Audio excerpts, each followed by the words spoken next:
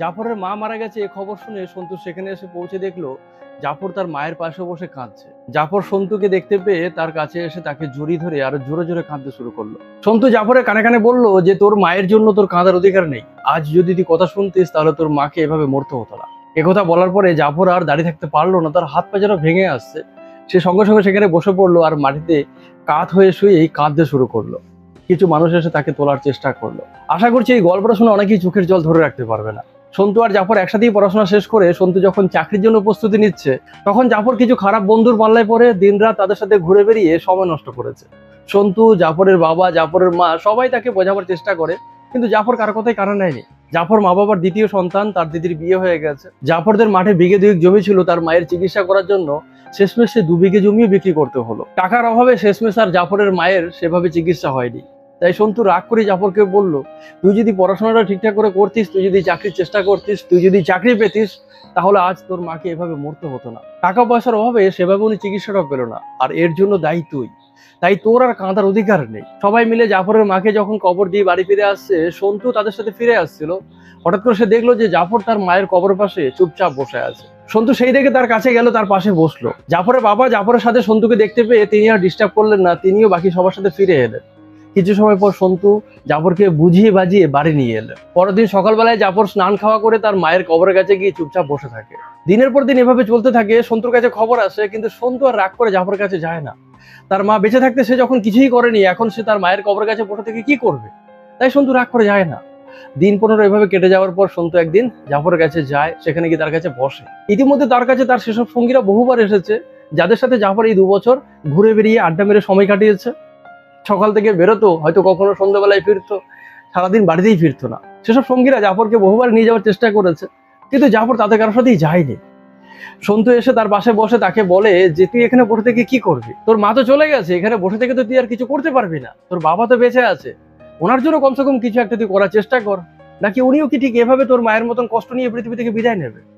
কথাগুলো জাফরের মনে লাগে। জাফর আস্তে আস্তে সন্তুর হাত ধরে সেখান থেকে উঠে বাড়ি ফিরে আসে। এসে বলে, ভাই আমি আবার পরীক্ষার জন্য প্রস্তুতি নেব, তুই আমাকে একটু সাহায্য কর। জাফরের মায়ের চিকিৎসা করতে গিয়ে তাদের মাঠে যা জায়গা জমি ছিল সব বিক্রি হয়ে গেছে। টাকা পয়সা তাদের হাতে এখন আর কিছুই নেই।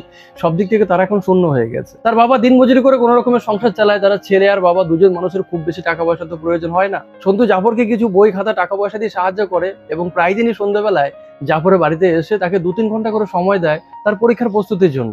জাফরের মা মারা যাওয়ার পর থেকে জাফরের বাবাও আস্তে আস্তে মনমরা হয়ে যায়। ওনার এখন আর খুব একটা কিছু ভালো লাগে না, কারোর সাথে খুব একটা কথা বলে না। জাফর সারাদিন পড়াশোনা করে আর তার মাঝখানে বাবার জন্য আর তার নিজের জন্য রান্না বান্না করে।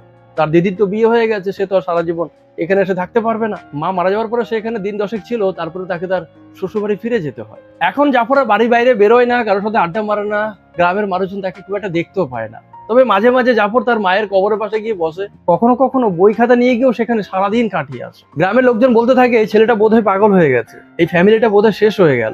বছর দিয়ে কিভাবে কেটে যাওয়ার পর জাফর একটা সরকারি চাকরি পেয়ে যায়। সে তার বাবাকে সেই খবরটা দিতেই তিনি আনন্দে আত্মহারা হয়ে ওঠেন। তিনি বহুদিন কোনো খুশির সংবাদ শোনেননি। তিনি তার ছেলেকে জড়িয়ে ধরে বললেন, আজকে যদি তোর মা বেঁচে থাকতেন সে হয়তো সবচেয়ে বেশি খুশি হতো। একথা বলতেই জাফরেরও চোখে জল চলে আসে। সে তার বাবাকে ছেড়ে দিয়ে সেই চাকরির চিঠিটা হাতে নিয়ে চোখের জল ফেলতে ফেলতে রাস্তার ধার ধরে সোজা মায়ের কবরের উদ্দেশ্যে রওনা করে। রাস্তার ধার দিয়ে সে যখন চোখের জল ফেলতে ফেলতে মায়ের কবরের দিকে হেঁটে যাচ্ছে, তখন রাস্তার পাশে থাকা মানুষগুলো জাফরকে ডেকে বলে, কিরে জাফর, কাঁদছিস কেন, কি হয়েছে তোর? জাফর কারো কোনো কথা শুনতে পায় না, তাই সে কারো কথার কোনো উত্তর দেয় না। রাস্তার পাশে দাঁড়িয়ে থাকা মানুষগুলো বলে, এই ছেলেটা পাগল হয়ে গেছে, এই ফ্যামিলিটা পুরোপুরি শেষ হয়ে গেল। জাফর তার মায়ের কবরের কাছে গিয়ে পৌঁছাতে সেখানে গিয়ে সে যেন আর দাঁড়িয়ে থাকতে পারে না। তার হাত পা যেন ভেঙে আসে। সে সেখানে দাঁড়িয়ে থাকতে না পেরে সে হাঁটু গেড়ে সেখানে বসে পড়ে আর তার মাকে বলে যে, মা আমি চাকরি পেয়েছি, তুমি থাকলে আজ কত খুশি হতে। সে জানে যে তার মা আজ থেকে 2 বছর আগে মারা গেছে। এখানে মায়ের শরীরে শুধু কিছু হাড় পড়ে আছে, তাছাড়া কিছুই এখানে নেই। তারপরও তার মনে হয় যে তার মা হয়তো তার কথাগুলো শুনতে পাচ্ছে, তার ভালোবাসাটাকে তার মা অনুভব করতে পারছে, তার ক্ষমা প্রার্থনাটাকে তার মা স্বীকার করছে। সে কাঁদতে কাঁদতে বারবার তার মায়ের কাছে ক্ষমা চাইছে, মা তুমি আমাকে ক্ষমা করো, তুমি বেঁচে থাকতে আমি তোমাকে এই সুখবরটা দিতে পারিনি, আমি চেষ্টা করলে হয়তো পারতাম, কিন্তু আমি সেই চেষ্টা তখন করিনি, তাই আজ আমি তোমার কাছে ক্ষমা চাইছি। কিছু সময় জাফর সেখানে বসে মনের কষ্ট তার মায়ের সাথে শেয়ার করে তারপরে চোখের জল মুছতে মুছতে সেখান থেকে বেরিয়ে আসে। গ্রামেরই স্কুলে চাকরি করে তার প্রিয় বন্ধু সন্তু সেখানে এসে সে সন্তুকে জড়িয়ে ধরে বলে, ভাই আমি সরকারি চাকরি পেয়েছি। সন্তু তার পিঠ চাপড়ে দিয়ে বলে, বাহ, এ তো খুব ভালো খবর। জাফর জড়িয়ে ধরার পরে সন্তুকে আর ছাড়তে চায় না, সে কেঁদে ফেলে। সন্তু বুঝতে পারে যে জাফর কান্না করছে। সন্তু তাকে ছাড়িয়ে দিয়ে বলে, আরে তুই কেন কান্না করছিস? আজকে তো খুশির দিন, আজকে তো আনন্দ করার দিন।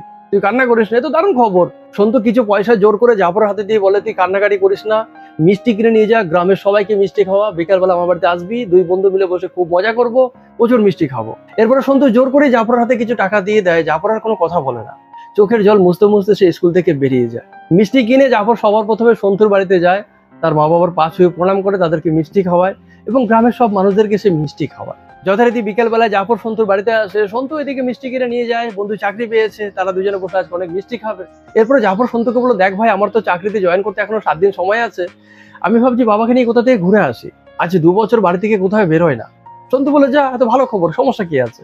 জাফর বললো, হাতে তো কোনো পয়সা নেই, তুই আমাকে 1000-1000 টাকা ধার দে, আমি চাকরির প্রথম মাসের মাইনা থেকে তোকে ফেরত দিয়ে দেবো। সন্তু জাফরকে 1000-1000 টাকা দিল। জাফর সেখান থেকে উঠে বাড়ির উদ্দেশ্যে রওনা করলো।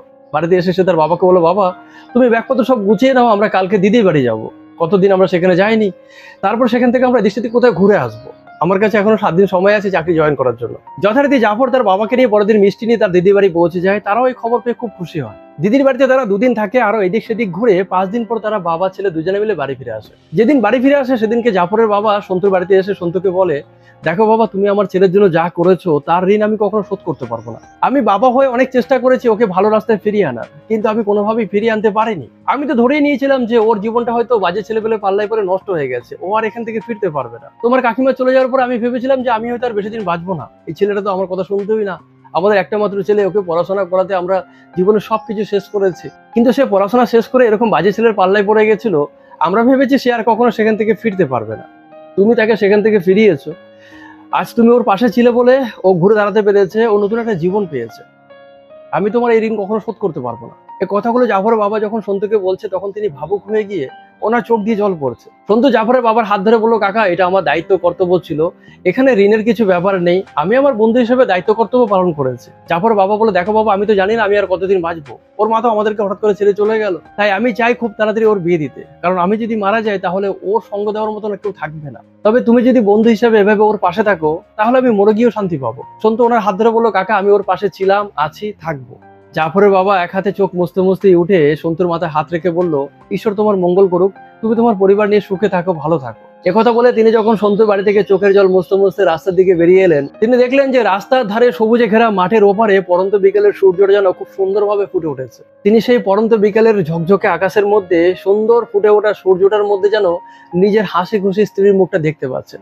তিনি যেন অনুভব করতে পারছেন যে তার স্ত্রী আজ খুব খুশি তার ছেলের চাকরি পাওয়ার খবর পেয়ে। এভাবেই তিনি রাস্তার পাশে দাঁড়িয়ে থেকে সবুজে ঘেরা মাঠের ওপারে পড়ন্ত বিকেলের সূর্য দেখতে দেখতে কখন যে সন্ধে হয়ে যায় তার আর হুঁশ ছিল না। সন্ধে নাপ দিয়ে জাফর এসে তার বাবার হাত ধরে বললো, বাবা, বাড়ি ফিরবে না? চলো, সন্ধে হয়েছে, বাড়ি ফিরে চলো। তার বাবা প্রথমে আনমনা ছিল, পরে ওনার হুঁশ হলো। তিনি বললেন, কে, জাফর? হ্যাঁ বাবা, চল বাড়ি ফিরে যাই। জাফর তার বাবার হাত ধরে সন্ধ্যের অন্ধকারে বাড়ির উদ্দেশ্যে রওনা করলো। আমার লেখা এই ছোট্ট গল্পটা আপনাদের কেমন লাগলো জানাবেন অবশ্যই। ভালো থাকবেন সবাই।